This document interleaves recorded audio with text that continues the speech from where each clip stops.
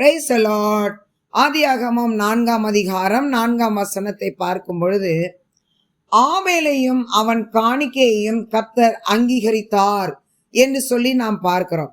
தேவனாகிய கர்த்தர் அங்கீகரிக்கக்கூடிய காணிக்கையானது எப்படிப்பட்டதாய் இருக்க வேண்டும் என்று சொல்லி இந்த சம்பவத்திலிருந்து ஆண்டவர் நமக்கு கற்றுக் கொடுக்கிறதை நாம் பார்க்கிறோம்.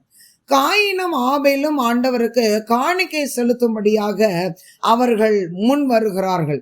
காயினுடைய காணிக்கையை குறித்து வேதம் சொல்லுகிறது, அவன் தன்னுடைய நிலத்தில் விளைந்த கனிகளை கொண்டு வந்து ஆண்டவருக்கு கொடுத்தான். அதாவது கனிகளை, பொதுவாக ஒரு வார்த்தை அந்த இடத்துல சொல்லப்பட்டிருக்கிறது. அவன் ஆண்டவருக்கென்று தனிப்பட்ட முறையில தேர்ந்தெடுத்து ஒன்றையும் அவன் கொடுக்கவில்லை. அவன் கொடுத்தது கனிகளிலே அவன் சிலவற்றை கொண்டு வந்து கொடுத்தான்.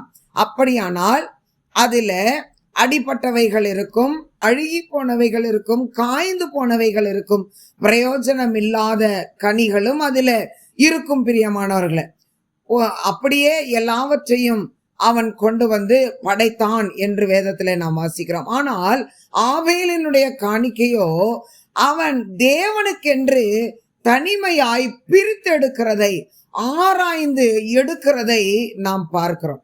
மந்தையின் தலையீற்றை, அதாவது முதற்கனியை, அதிலும் எப்படிப்பட்டவைகளாம் கொழுமையானவைகளை அவன் தேர்ந்தெடுத்து, இது சரியானது, இது நல்லா இருக்குது, இது கர்த்தருக்கு கொடுக்கலாம், இது உகந்தது என்று சொல்லி ஆராய்ந்து அதை தேர்ந்தெடுத்து உற்சாகமாய் மனப்பூர்வமாய் தேவ சமூகத்துல கொண்டு வந்து கொடுக்கிறதை நாம் பார்க்கிறோம். அதிலே ஆண்டவர் பிரியப்படுகிறவராய் இருக்கிறார். நம்முடைய இருதயம் எப்படிப்பட்ட இருதயமாய் இருக்கிறது என்பதை ஆண்டவர் காண்கிறார். பிரியமானவர்களே, உற்சாகமாய் கொடுக்கிற இடத்துல தேவன் பிரியமாய் இருக்கிறார்.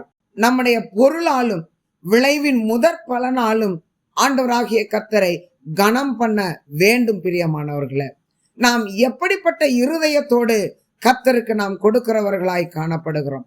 முக சுளிப்போடு கொடுக்கிறோமா, அல்லது கசப்போடு கொடுக்கிறோமா?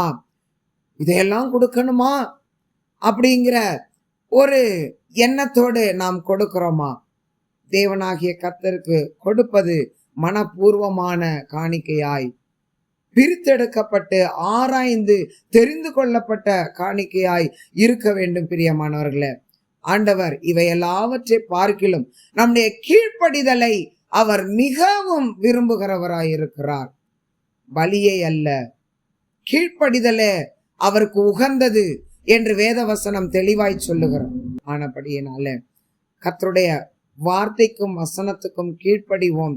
ஆண்டவருக்கு கொடுக்கக்கூடிய காணிக்கையானது உற்சாகமான காணிக்கையாய் உள்ளத்தின் ஆழத்துல இருந்து நாம் பிரியப்பட்டு ஆண்டவருக்கு காணிக்கை கொடுக்கும் பொழுது, எந்த ஒன்றையும் நம்மையும் முழுவதுமாய் தேவ சமூகத்துல நாம் அர்ப்பணிக்கும் பொழுது, தேவன் நம்மிலே அவர் வைத்திருக்கிற நோக்கத்தையும் திட்டத்தையும் அவர் கட்டாயம் நிறைவேற்றுவார். பிரியமானவர்களே, கர்த்தர் தாமே நம் ஒவ்வொருவரையும் அளவில்லாமல் ஆசீர்வதிப்பார். ஆமென்.